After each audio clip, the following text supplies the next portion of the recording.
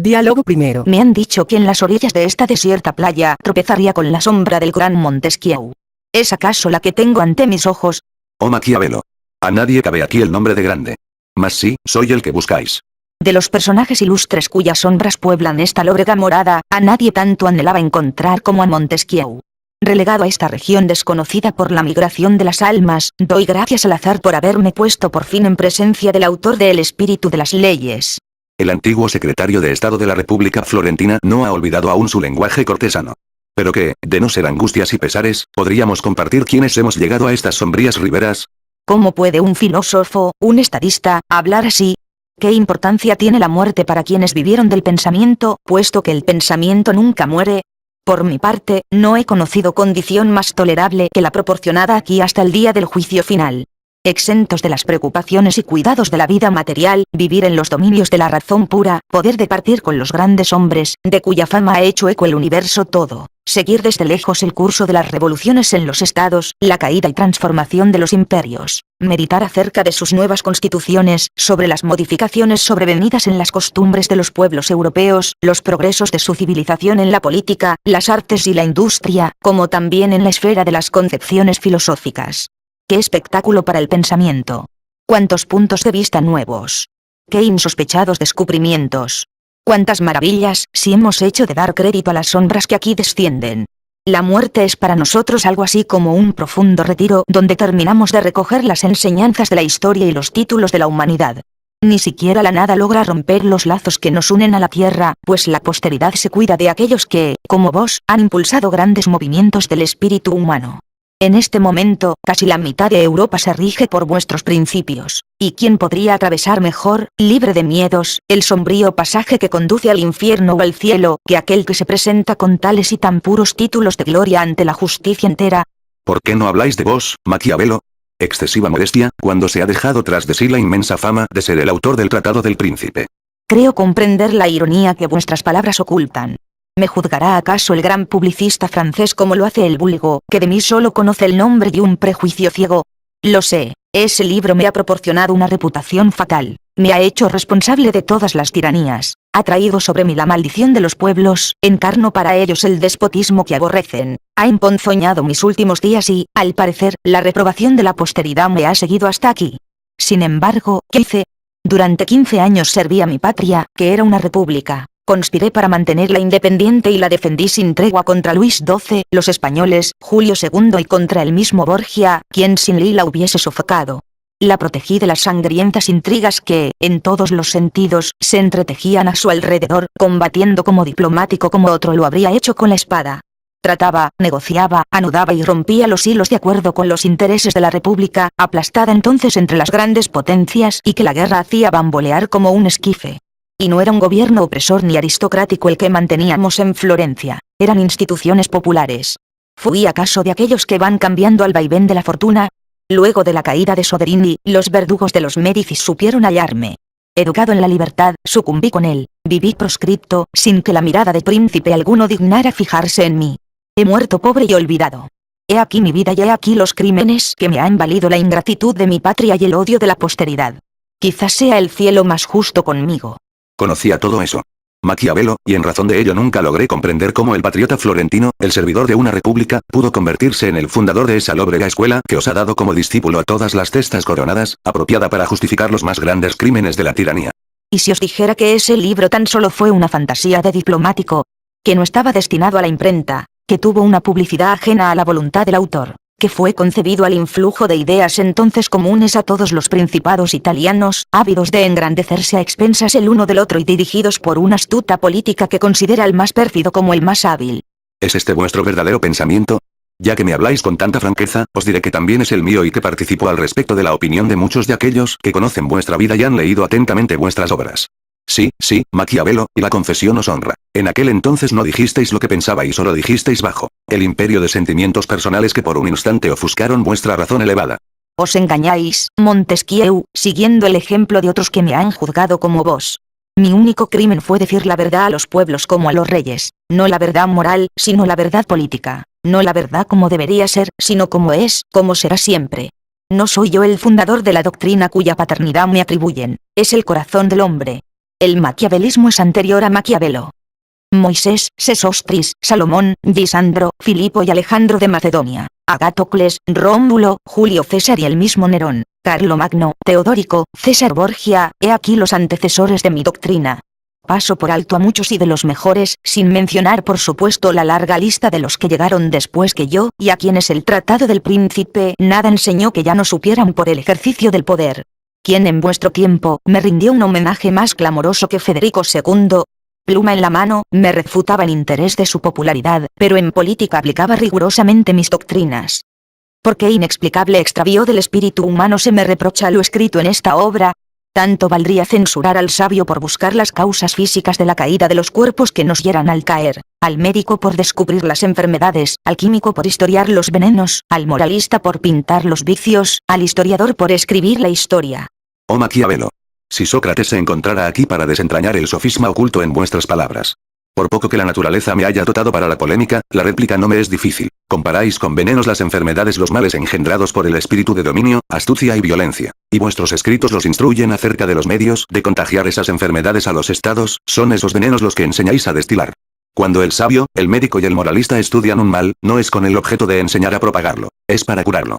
Vuestro libro empero, no hace eso, mas poco me importa, y no por ello me siento menos desarmado. Desde el momento en que no erigís el despotismo en principio y vos mismo lo conceptuáis un mal, me parece que vuestra condena va implícita en ello y al menos en este punto podemos estar de acuerdo. No lo estamos, Montesquieu, pues no habéis captado del todo mi pensamiento. Con mi comparación os he presentado un flanco demasiado fácil de derrotar. La misma ironía de Sócrates no llegaría a inquietarme, pues Sócrates era solo un sofista que manejaba, con mayor habilidad que otros, un instrumento falso, la logomanía. No es vuestra escuela ni la mía. Desechamos, pues, las palabras y comparaciones y atengámonos a las ideas. He aquí la formulación de mi sistema, y dudo que podáis quebrantarlo, porque está constituido de inferencias sobre hechos morales y políticos eternamente verdaderos. El instinto malo es en el hombre más poderoso que el bueno. El hombre experimenta mayor atracción por el mal que por el bien. El temor y la fuerza tienen mayor imperio sobre él que la razón. No me detengo a demostrar estas verdades. Entre vosotros, solo los necios de la camarilla del barón Olbach, cuyo gran sacerdote fue J. Rousseau, y Diderot su apóstol, pudieron tener la osadía de contradecirlas. Todos los hombres aspiran al dominio y ninguno renunciaría a la opresión si pudiera ejercerla. Todos o casi todos están dispuestos a sacrificar los derechos de los demás por sus intereses. ¿Qué es lo que sujeta a estas bestias devoradoras que llamamos hombres?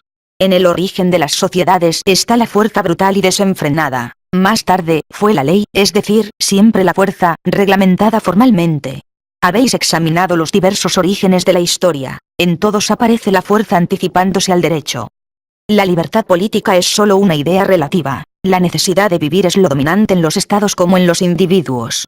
En algunas latitudes de Europa, existen pueblos incapaces de moderación en el ejercicio de la libertad. Si en ellos la libertad se prolonga, se transforma en libertinaje. Sobreviene la guerra civil o social, y el Estado está perdido, ya sea porque se fracciona o se desmiembra por efecto de sus propias convulsiones o porque sus divisiones internas los hacen fácil presa del extranjero. En semejantes condiciones, los pueblos prefieren el despotismo a la anarquía. ¿Están equivocados? No bien se constituyen, los estados tienen dos clases de enemigos, los de dentro y los de fuera. ¿Qué armas habrán de emplear en la guerra contra el extranjero? ¿Acaso los dos generales enemigos se comunicarán recíprocamente sus planes de campaña a fin de preparar sus mutuos planes de defensa? ¿Se prohibirán los ataques nocturnos, las celadas y las emboscadas, los combates con desigual número de tropas? Por cierto que no, ¿verdad? Combatientes semejantes moverían a risa. Y contra los enemigos internos, contra los facciosos queréis que no se empleen todas estas trampas y astucias, toda esta estrategia indispensable en una guerra. Sin duda, se pondrá en ello menos vigor, pero en el fondo las normas han de ser las mismas. Podemos conducir masas violentas por medio de la pura razón, cuando a estas solo las muevan los sentimientos, las pasiones y los prejuicios. Que la dirección del Estado esté en manos de un autócrata, de una oligarquía o del pueblo mismo, ninguna guerra, ninguna negociación, ninguna reforma interna podrán tener éxito sin ayuda de estas combinaciones que al parecer desaprobáis, pero que os hubierais visto obligado a emplear si el rey de Francia os hubiese encomendado el más trivial de los asuntos estatales. Pueril reprobación la que afecta al Tratado del Príncipe. ¿Tiene acaso la política algo que ver con la moral? ¿Habéis visto alguna vez un Estado que se guiase de acuerdo con los principios rectores de la moral privada? En ese caso, cualquier guerra sería un crimen, aunque se llevase a cabo por una causa justa. Cualquier conquista sin otro móvil que la gloria, una fechoría. Cualquier tratado en que una de las potencias hiciera inclinar la balanza de su lado, un inicuo engaño. Cualquier usurpación del poder soberano, un acto que merecería la muerte. Únicamente lo fundado en el derecho sería legítimo. Pero ya os lo dije antes y lo mantengo en presencia de la historia contemporánea. La fuerza es el origen de todo poder soberano o, lo que es lo mismo, la negación del derecho. ¿Quiere decir que proscribo a este último? No, mas lo considero algo de aplicación limitada en extremo, tanto en las relaciones entre países como en las relaciones entre gobernantes y gobernados. Por otra parte, ¿no advertís que el mismo vocablo derecho es de una vaguedad infinita? ¿Dónde comienza y dónde termina? ¿Cuándo existe derecho y cuándo no? Daré ejemplos. Tomemos un Estado. La mala organización de sus poderes públicos, la turbulencia de la democracia, la impotencia de las leyes contra los facciosos, el desorden que reina por doquier, lo llevan al desastre. De las filas de la aristocracia o del seno del pueblo surge un hombre audaz que destruye los poderes constituidos, reforma las leyes, modifica las instituciones y proporciona al país 20 años de paz. ¿Tenía derecho a hacer lo que hizo? Con un golpe de audacia, Pisístrato se adueña de la ciudadela y prepara el siglo de Pericles. Bruto viola la constitución monárquica de Roma, expulsa a los tarquinos y funda a puñaladas una república, cuya grandeza es el espectáculo más imponente que jamás haya presenciado el universo. Empero, la lucha entre el patriciado y la plebe, que mientras fue contenida estimuló la vitalidad de la república, lleva a esta a la disolución y a punto está de perecer. Aparecen entonces César y Augusto. También son conculcadores, pero gracias a ellos, el imperio romano que sucede a la república perdura tanto como ésta, y cuando sucumbe, cubre con sus vestigios al mundo entero. Pues bien estaba el derecho de parte de esos audaces. Según vos, no. Y sin embargo, las generaciones venideras los han cubierto de gloria. En realidad, sirvieron y salvaron a su país y prolongaron durante siglos su existencia. ¿Veis entonces que en los estados el principio del derecho se halla sujeto al interés y de estas consideraciones se desprende que el bien puede surgir del mal, que se llega al bien por el mal, así como algunos venenos nos curan y un corte de bisturí nos salva la vida? Menos me he cuidado de lo que era bueno y moral que de lo útil y necesario. Tomé las sociedades tal como son y establecí las normas consiguientes. Hablando en términos abstractos, la violencia y la astucia son un mal. Sí, pero su empleo es necesario para gobernar a los hombres, mientras los hombres no se conviertan en ángeles. Cualquier cosa es buena o mala, según se la utilice y el fruto que dé. El fin justifica los medios. Y si ahora me preguntáis por qué yo, un republicano, inclino todas mis preferencias a los gobiernos absolutos, os contestaré que, testigo en mi patria de la inconstancia y cobardía de la plebe, de su gusto innato por la servidumbre, de su incapacidad de concebir y respirar las condiciones de una vida libre, es a mis ojos una fuerza ciega, que tarde o temprano se deshace si no se halla en manos de un solo hombre. Os respondo que el pueblo, dejado a su arbitrio, solo sabría destruirse, que es incapaz de administrar, de juzgar, de conducir una guerra. Os diré que el esplendor de Grecia brilló tan solo durante los eclipses de la libertad, que sin el despotismo de la aristocracia romana, y más tarde el de los emperadores, la deslumbrante civilización europea no se hubiese desarrollado jamás. Y si buscara mis ejemplos en los estados modernos, tantos y tan contundentes son que tomaré los primeros que se me ocurran. ¿Bajo qué instituciones y qué hombres han brillado las repúblicas italianas? ¿Durante qué reinados se tornaron poderosas España, Francia, Alemania?